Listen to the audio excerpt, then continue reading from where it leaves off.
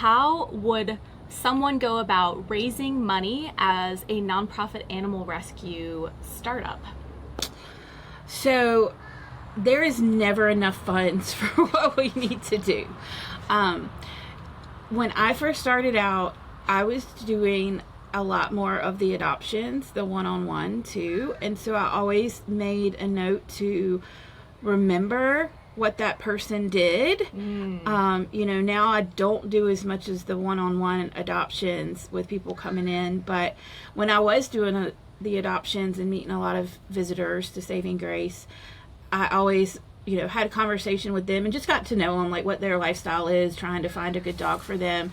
And I often would remember, oh, well, they work in marketing, or they have an events business, or, so I would make a note, because anybody who adopts, they have a lot more invested in us, emotional investment. They're usually really grateful for their dog and the journey that they had at Saving Grace to bring them together. So they are usually really willing to help us if I reach out with a need and say, I have this need, can you help me?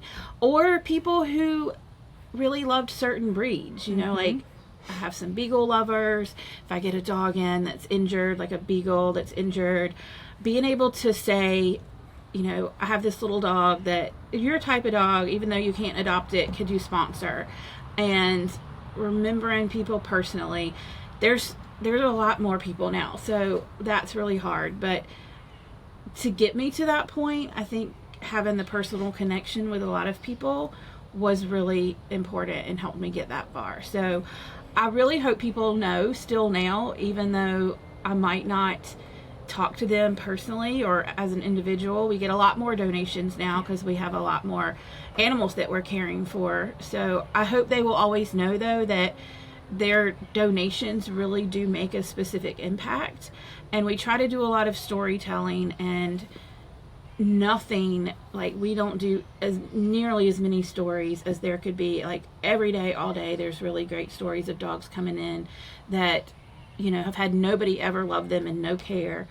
And then they get really great homes, so I hope our donors can see just a little piece of that, just to see what a difference they make. And even though they might not be able to come out and volunteer on site, their gifts are just as important to bring the full adoption journey, together for these dogs. Because we have people who can come out on site but not, don't have the funds to give. And then we have people who give and might not be able to come out. So making everybody understand just how their piece is important. Yeah. I think. I'm having an emotional reaction right now, so I know that would work for lots of donors. And I think what you said is perfectly spot on. It's all about that relationship building. It's getting to know, making people feel human and connected to the mission.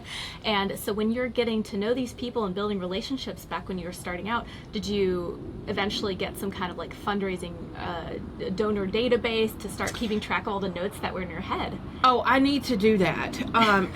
So we have a fundraising team. So I have some people who help, like, just with the thank you notes, and then some people who help us as far as keeping, our software up to date for how to give.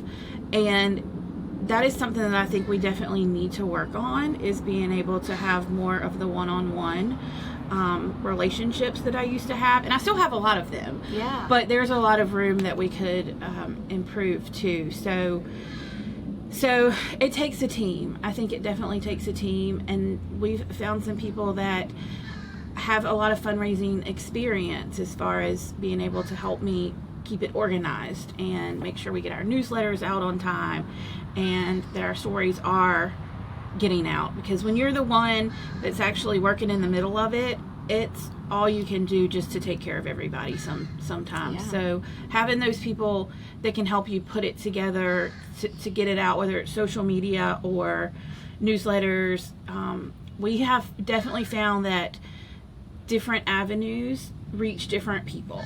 So like one story you want to send out through Instagram and TikTok are going to reach somebody that is not going to see that if you mail something. Right. So trying to reach all of those people is something that we have really tried to make sure we do, because our older donors, they rely on mail. The mail, yep. We have a lot that look at email that might not look at mail or Instagram and social media. So we try to cover all of those things.